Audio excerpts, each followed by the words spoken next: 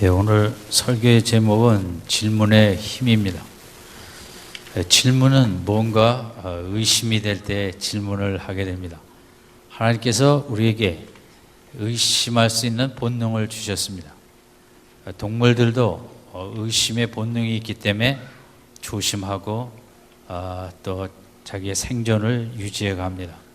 또 우리 사람은 더 이 의심을 동물보다 더 많이 하는 모습을 갖고 여러 가지를 의심하기 때문에 더 좋은 길을 선택하며 여기까지 우리들이 문명을 발전시키게 되었다고 할 수 있습니다.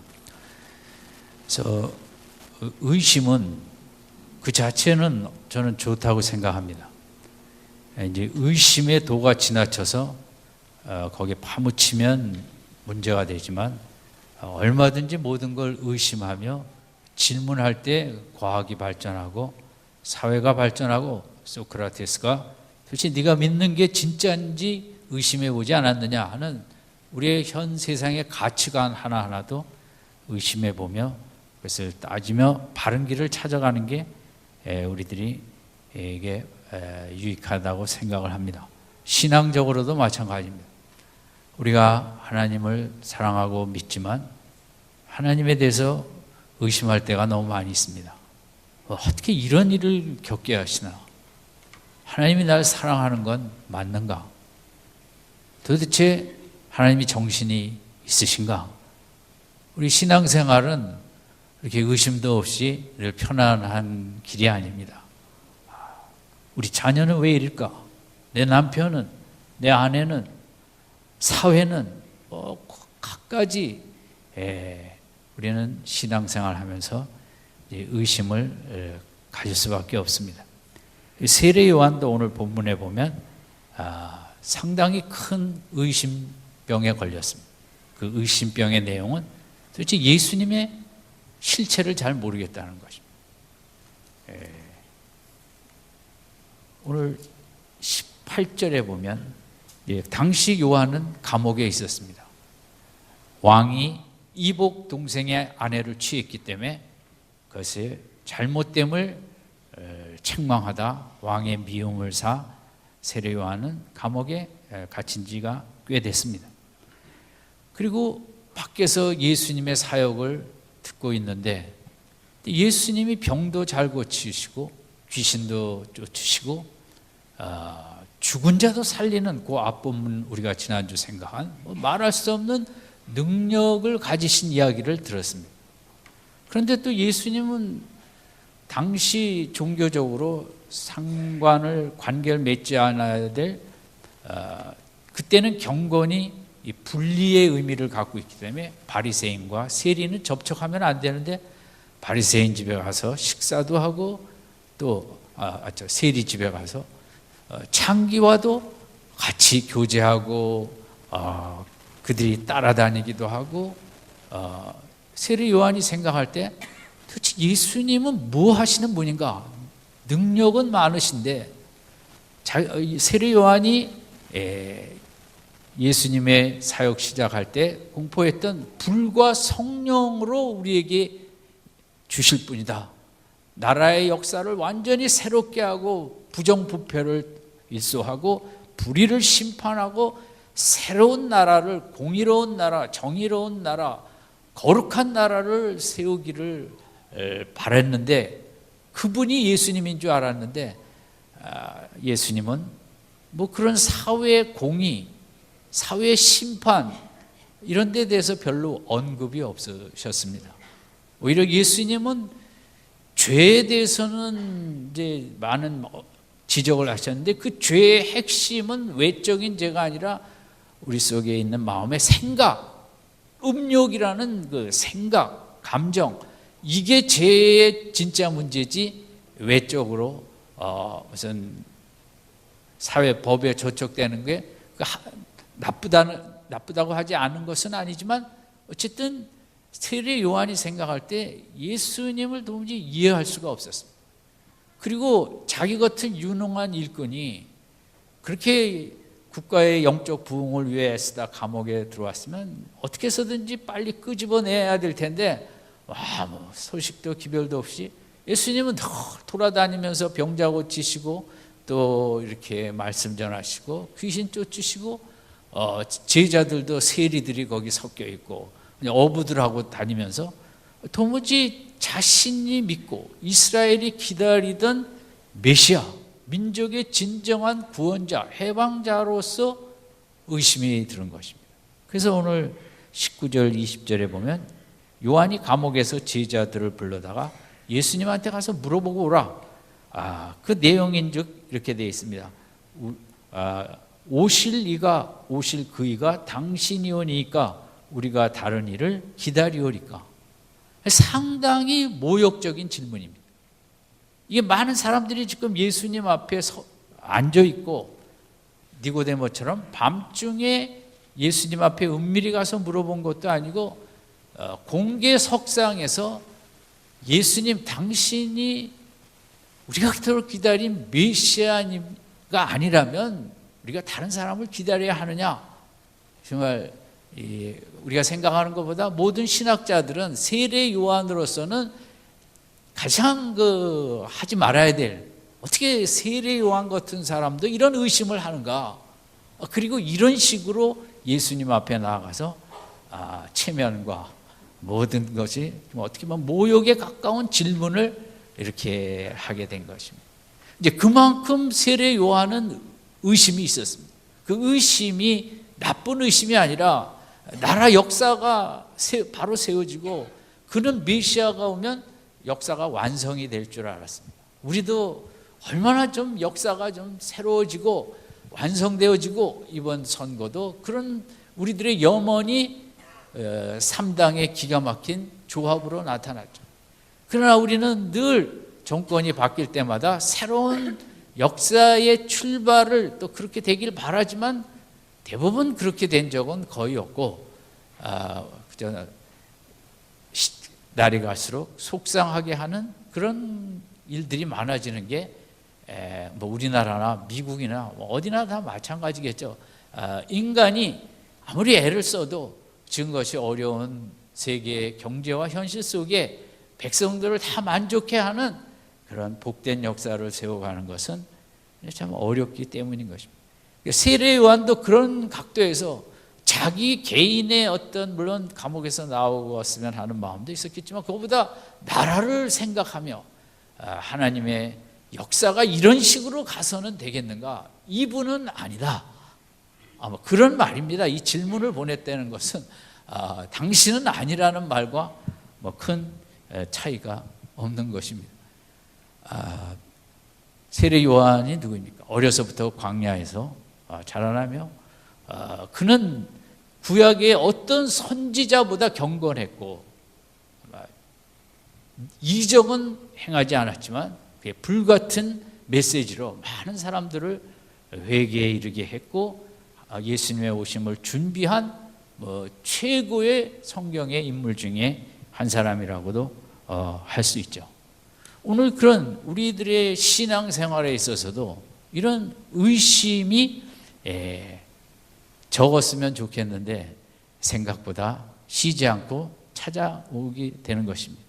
그것은 가정 문제 때문에 하나님 어떻게 해서 이런 사람을 내 남편으로 주셨습니까? 어떻게 해서 이런 아내로 주셨습니까? 왜 우리 자식이 이랬습니까? 왜 사업이 뭐가 우리에게는 참 주 안에서 하나님의 뜻을 이해하고 헤아리기 어려운 게 너무 많기 때문에 의심이 드는 것이 전 당연하다고 생각하고 중요한 것은 우리가 세례 요한에게서 본받을 수 있는 점은 그 의심을 적극적으로 예수님에겐 좀 그런 체면에 손상이 가는 그런 면도 있지만 의심을 예수님 앞에 적극적으로 표출했다는 데 이제 세례 요한의 귀한 모습이 있습니다. 의심을 질문으로 바꿨다는데 우리가 따라가야 될 모습이 있는 것입니다. 의심이 많아지면 여러분 우리가 말로만 들었지만 의처증, 의부증, 그건 뭡니까? 본인도 그 배우자도 지옥 같은 삶을 살아야 됩니다. 우리가 의심은 할 수 있습니다. 여러분이 물건을 사실 때도 이 회사 제품이 좋은지 인터넷을 뒤지기도 하고 그런 그 후기도 읽어보고 얼마나 철저하게 의심을 해서 그것을 조사한 다음에 판단을 해서 구입을 하게 됩니까? 의심은 좋은 것입니다. 제가 볼 때. 근데 그 의심의 도가 지나치면 그것은 이제 병이 되고 사탄이 거기에 개입을 하게 되는 것입니다. 우리의 불안도 좋은 것입니다. 사람이 불안할 줄 알아야 차도 조심해서 운전을 하지, 불안한 그런 걸 느끼지 못한다면, 외로움도 좋은 것입니다. 적당히 외로우면 인생의 본질을 생각하며 그런 영원한 하나님의 이런 사랑을 향할 수 있는, 그러나 에베소서에 있는 대로 분을 내어도 해가 진 다음에 지속하면 잠자리까지 그 다음 날로 지속하다 보면 내가 무너지고, 용서를 안 하면 내 인생이 무너지는 것처럼 의심은 당연하나 그것을 하나님께 적극적으로 질문을 하며 하나님 이거 왜 이렇습니까 하는 것으로 나아가면 그것은 나에게도 좋고 하나님도 기뻐하시지만, 아담과 하와처럼 하나님은 나를 사랑하지 않으신가 봐, 그거 다 먹으라 그러면서 그 선악과 사과나무 같은 거 하나만 못 먹게 하는 건 너무 편협하고 치절하고 도무지 우리를 인간 대접해 주지 않는 거야. 그 의심이 멈추지 않을 때 사탄이 들어올 수밖에 없었던 것입니다. 그래, 하나님은 너무하시지, 그거 먹으면 네가 하나님처럼 될까 봐 못 먹게 한 거야. 그러니까 의심을 갖고 아담과 하와는 하나님께 질문을 했어야 했죠. 기도는 질문입니다. 대부분 저도 그렇고 기도할 때 물론 하나님을 찬양하기도 하고 감사하기도 하지만 많은 기도의 내용은 하나님 이거 뭡니까? 어떻게 해야 됩니까? 특별히 저는 이제 설교를 준비하는 입장에서도 물어보는 게 대부분입니다. 이거 도대체 흐름이 왜 이렇습니까? 이거 여기서 포인트는 뭡니까? 이런 걸 계속 물어봐야 되는 것. 그러니까 성경에 보면 광야 백성들도 실패했어요. 너무 힘드니까 광야 백성. 하나님이 우리를 사랑하시는 게 맞냐? 하나님이 우리를 제대로 인도하시는 게 맞는가? 물어봤어야죠. 그러면 하나님께서 가르쳐 주셨을까요? 힘들지라.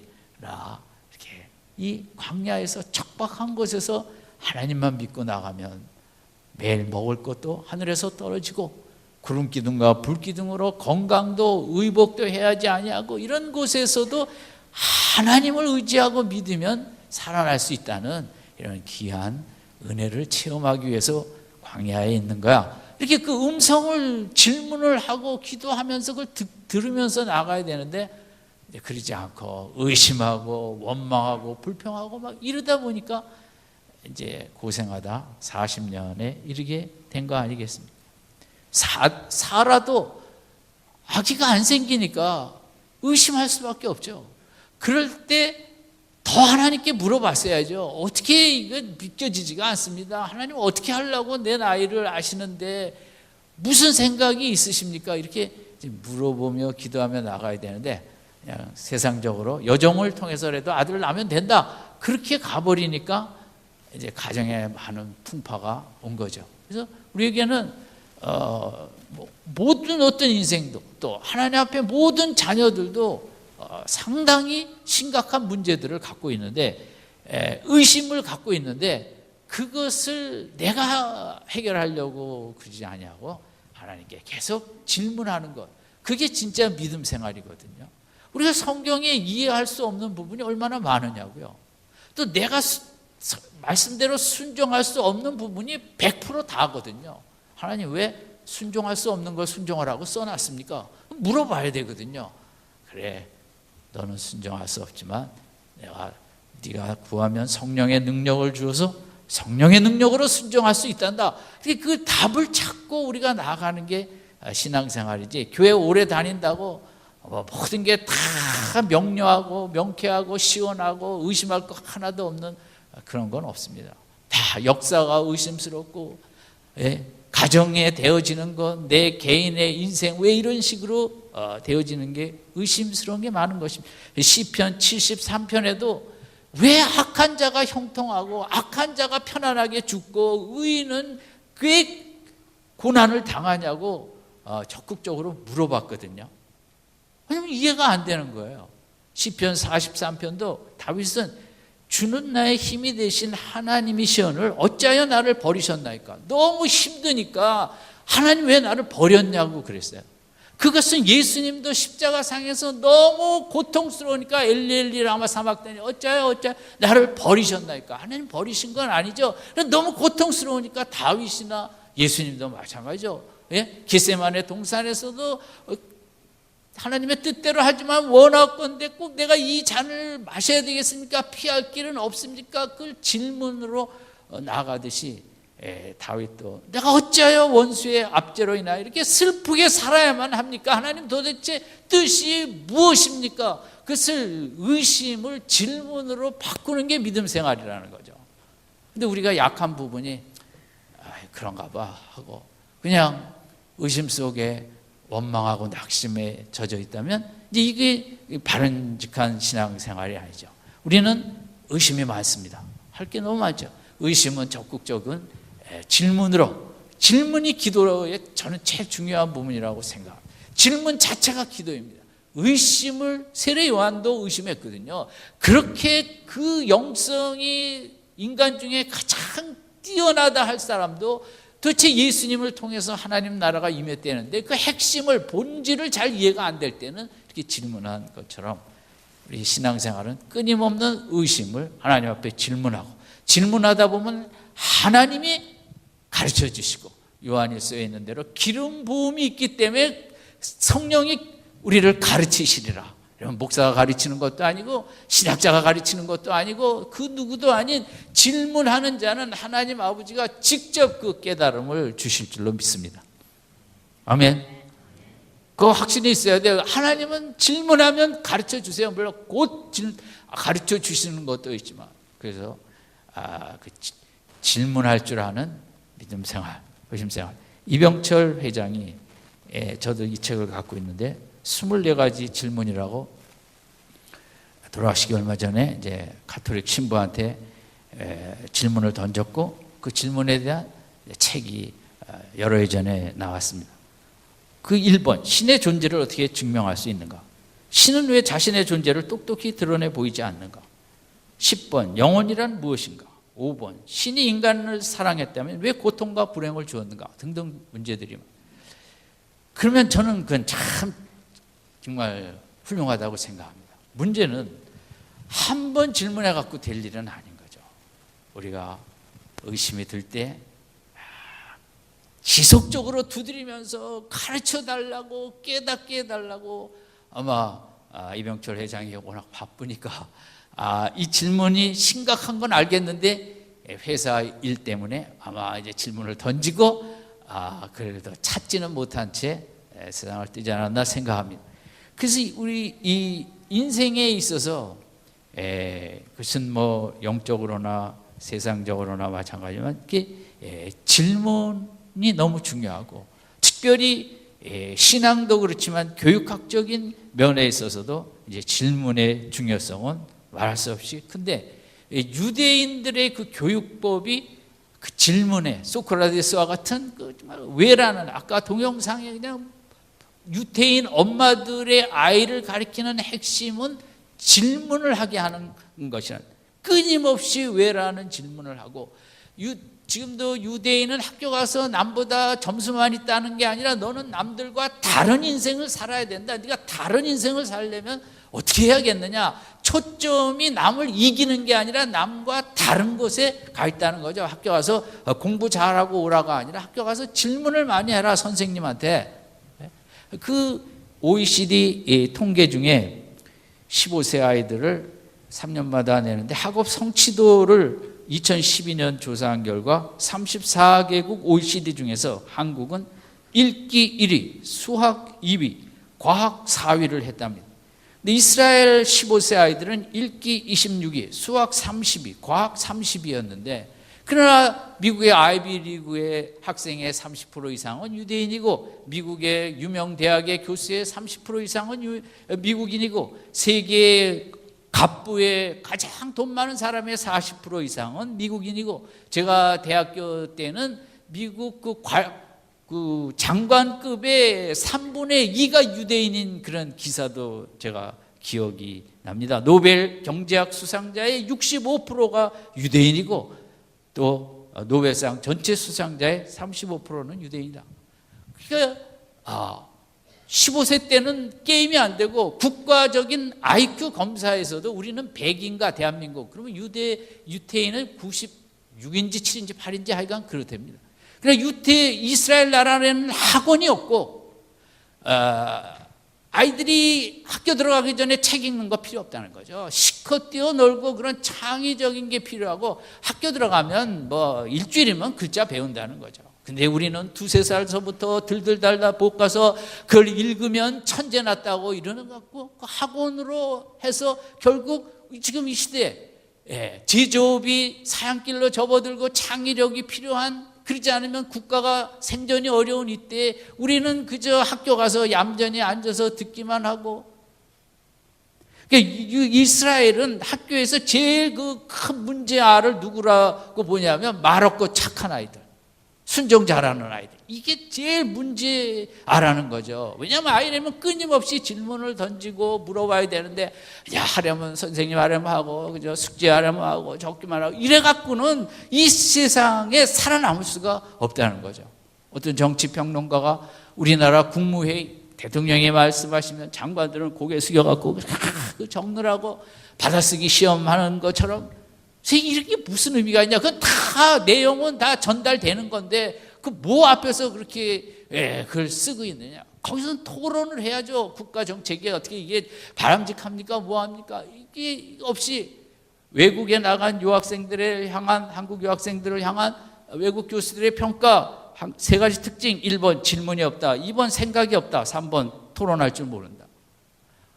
2010년에 그 G20인가 그 한국에서 해갖고 오바마가 고마워갖고 마지막에 질문을 받는데, 한국에 고맙다고 한국 기자에게 질문을 하라고 그랬습니다. 아무도 질문을 안 했습니다. 왜냐하면 우리는 질문에 익숙하지 않습니다. 그냥 받아쓰기만 하는데 무슨 창의력, 뭐가 이게 그런 거에 대한 평가가 이렇게 해보지는 않아요. 그래서 할 수 없이 다른 나라 기자가 넘겨서 질문을 하라고 했다는 것이죠.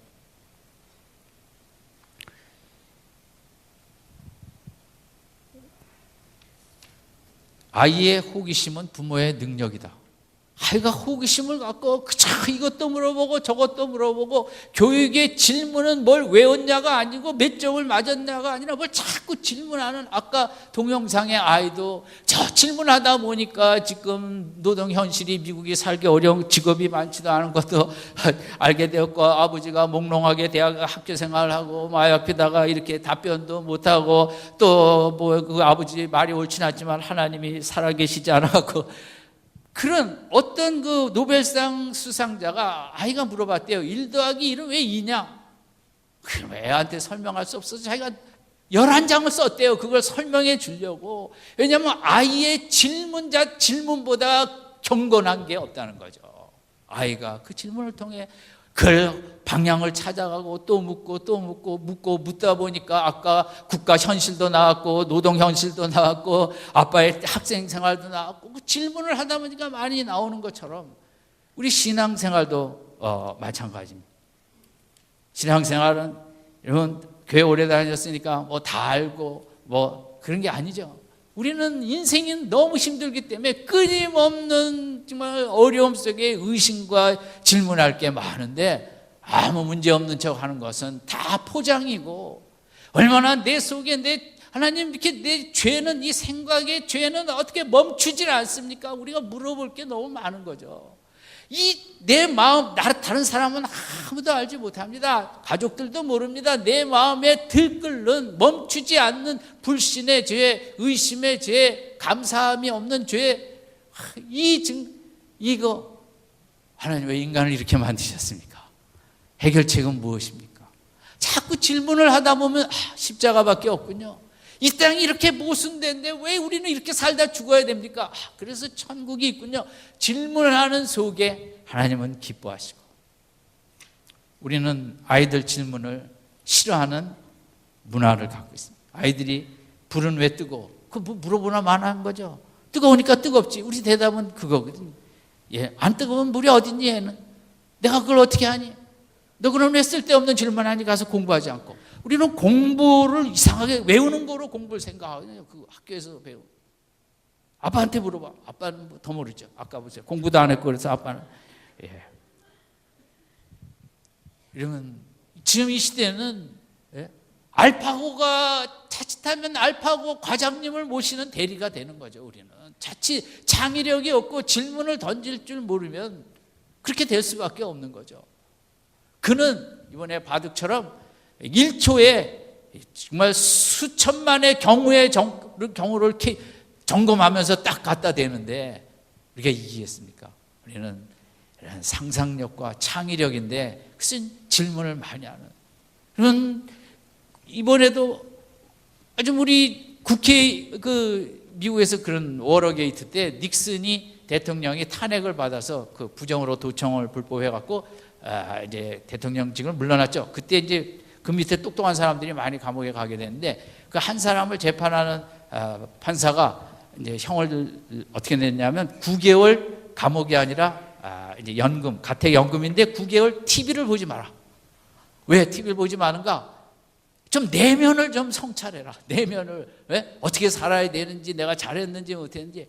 뭐 변호사는 이런 텔레비 못 보게 하는 게 잔인하다고 이제 항소했지만 어쨌든 참 좋은 인사이트를 주는 내용이라고 생각합니다. 저는 우리 국회의원들 국회로 보낼 것이 아니라 2달은 독도에 가서 동해 바다를 바라보며 내가 국가를 위해서 어떻게 해야 되는지 정말 생각하고 저기 최전방 GOP에 가서 3달 동안 그 북한을 바라보면서 정말 내가 이 나라를 위해서 뭘 해야 될지 심각한 질문을 하고 와서 국회 들어가도 저는 늦지 않다고 생각합니다. 아멘. 예, 여러분 저하고 다 걸려들었어요. 이제 정말 질문할 줄 아는 그냥 생각 없이 윗사람이 하라니까 다 해버리고 예? 국가를 위해서 하는 게 아니라 자기 소속한 정당의 이익을 위해서만 하는 이런 자기 쓸데없는 이념을 위해서 이데올로기를 위해서 북한을 위해서 이렇게 하면 안 되는 거죠. 질문을 던지는 이런 주님은 많은 경우 비유로 말씀하셨거든요. 생각하라는 거예요. 주님 뭐 그렇게 쉽게 얘기 안 하셨어요. 쉬운 거 같지만 비유는 상당히 생각을 많이 해야 됩니다. 질문을 많이 던져야 이게 도대체 무슨 뜻이지? 주님은 우리가 생각 없는 질문 없는 그런 신앙생활 그냥 기계처럼 그냥 따라오는 거 원치 않으세요. 생각해보고 정말 이 길밖에 없다. 이게 진리다. 여기만이 자유의 길이다. 여기만이 기쁨의 길이다. 그걸 잘 따져보며 체크하며 점검하며 따라오라는 게 주님의 뜻이거든요. 오늘 본문이 다음에 22절, 23절은 주님이 직접 뭐라고 그러지 않았어요. 가서 전하라. 오늘의 현실을 그대로 전하라. 그건 뭐냐면 이적의 의미를 생각하라는 거죠. 세례 요한 보고 이 이적들을 보고 예수님은 그냥 이적주의자구나. 병 많이 고치고 귀신 내쫓고 그게 아니라 이적 속의 의미, 이사야서가 예언한 의미, 새 시대에는 그렇게 사람을 완전히 새롭게 바꾸는 예수님의 병고침의 이적의 의미는 변합니다. 요한복음 2장에 물이 포도주가 된 건 물론 그 이적 자체지만 새로운 시대는 그렇게 포도주처럼 기쁨의 시대, 환희의 시대가 열린다는 이적, 모든 이적에는 그 사인, 의미가 있거든요. 그런데 이제 세례 요한도 그걸 놓친 거죠. 그러니까 예수님은 그걸 다시 얘기는 안 해주세요. 답을 정확하게 가서 이 얘기를 해줘라. 누구든지 나를 인하여 실족하지 아니하는 자는 복이 있도다. 잘 꼼꼼히 생각하고 하나님 앞에 기도로 질문해봐라. 가르쳐 주실 것이다. 이렇게 끝나죠. 그러면 이제 마지막으로 예수님의 세례 요한에 대한 평가는 뭘까요? 아이고 참 그게 뭐냐 꼴이 그러지 않았어요. 우리 28절 같이 읽겠습니다. 시작.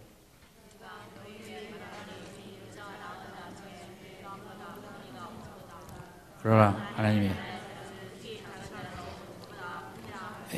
예수님은 세례 요한을 이 땅에 태어난 자 중에 가장 큰 자라고 그랬어요. 상식적으로 보면 이 반대 얘기를 해야죠. 그렇게 기도하고 이것도 모르냐가 아니라 예수님은 세례 요한도 인간이거든요. 인간은 다 할 수 없거든요. 이렇게 하나님 나라 영광의 나라가 올지는 사도 바울도 바울 서신에 이 만대에 감추어진 비밀이 예수를 통해서 드러났다고, 이게 정말 인간이 깨달을 수 없는 거예요. 예수님은 그 세례 요한의 답답함이 아니라 어떻게 보면 더 칭찬하고, 세례 요한 이런 질문했다고 내가 빵점을 주는 게 아니라 세례 요한을 더 귀하게 여기고, 여인이 난 자 중에 이보다 큰 자가 없다. 질문하는 신앙, 의심하고 그걸 알려고, 깨달으려고, 의미를 알려고 오늘의 시대에 이런 사역의 사인들을 꿰뚫어 보려고 노력하고 애쓰는 것을 높이 평가했다는 거죠. 그래서 큰 자다. 저는 오늘도 마찬가지라고 생각합니다. 하나님 앞에 큰 자 누군가? 신학 공부 많이 한 자 아니고, 목사 50년 한 자도 아니고, 모르는 게 힘든 게 임하는 세상에 하나님 앞에 끊임없이 질문을 던지는 자. 하나님, 이게 이해가 안 됩니다. 천국이 이해가 안 됩니다. 하나님이 그토록 우주처럼 사랑한다는데 저는 그게 잘 이해가 안 되는데 어떻게 이 사랑을 느낄 수 있도록 하면 어떻게 하면 좋겠습니까? 자꾸 물어보고, 저는 하루에도 몇십 번 물어봅니다. 하나님 앞에 도대체 내가 믿음 하나밖에 가진 게 없는데 어떻게 자녀가 될 수 있고 거기다 영생을, 천국을 가서 살 수 있습니까? 이게 저는 이해가 안 되고 납득이 안 되는데, 이제 믿으라니까 믿긴 하겠는데 도대체 뜻이 무엇입니까? 하고 물어보는 거거든요. 그러면 하나님께서 내가 인간을 만들고 인간을 너무 사랑했기 때문에 누구에게 그렇게 영생을 주시고 천국을 주시고, 하나님 왜 성령을 주시고 성령을 받으라고 하십니까? 인간의 힘으로 살아갈 수 없기 때문에, 인간의 약함을 알기 때문에 나의 영을 너에게 주어서 세상을 이기게 하는 것. 그러면 자꾸 질문을 던지는, 우리가 주일날 교회에 와서 일주일에 한번 예배드리고 가는 이것으로 끝나면 안 되고, 주중에 여러분이 직장생활 하시면서도 끊임없이 옆 사람이 힘들게 하면, 하나님 저 사람 왜 나를 또 힘들게 합니까? 뜻이 무엇입니까? 그러면 이제 다 더 거룩하게 하게 하라고 이렇게 연단이다. 주님의 그 답을 자꾸 받아야 되거든요. 질문하고. 주님은 그걸 기뻐하시는 거예요. 주님은 끊임없이 그 대화의 교제, 질문하고 답하고 또 얘기하고, 얼마나 하나님은 그걸 기뻐하시는지 몰라요. 이번 한 주간 여러분 바쁘신 줄 압니다. 힘드신 줄 압니다. 그러면서도 문득문득 시간을 내서 하나님 앞에 속상한 거, 힘든 거, 어려운 거, 까다로운 거, 이해 안 되는 거 지속적으로 질문하는 한 주간 되시기 바랍니다. 예, 하나님은 기뻐하세요. 그런 자를 큰 자로 여기시는 거죠. 세례 요한의 체면도 완전 뭉개진 것입니다. 오늘 질문으로. 그렇지만 개의치 아니하시고, 인간이 모르는 게 당연한 거예요. 물어보세요. 하나님 왜 나에게 이 사람을 남편으로 주셨습니까? 네? 물어봐야 돼요. 그러면 이 남편과 내가 어떻게 살아야 됩니까? 그거 자꾸 물어봐야죠. 저는 아직도 질문해요. 하나님 왜 이 여자를 저에게 주셨습니까? 다 너를 위해서 주었노라. 아멘. 그럼 앞으로 어떻게 살아야 됩니까? 말 잘 듣고 살아라. 이렇게 답을 얻어야죠. 답을 질문하고. 여러분, 이 한 주간 주님과 많은 대화의 교제, 질문의 교제가 있길 바랍니다. 주님 그런 자를 축복해 주십니다. 내가 다 알지, 내가 다 내 힘으로 하지. 그래갖고는 주님에게 이렇게 축복 주시기가 쉽지 않아요. 끊임없이 물어보고, 끊임없이 의심투성이, 인생 속에 질문하고 답을 얻고, 오늘 세례 요한의 귀한 믿음의 모습을 따라가는 우리 성도님들 되시기를 주님의 이름으로 축원드립니다. 기도하겠습니다.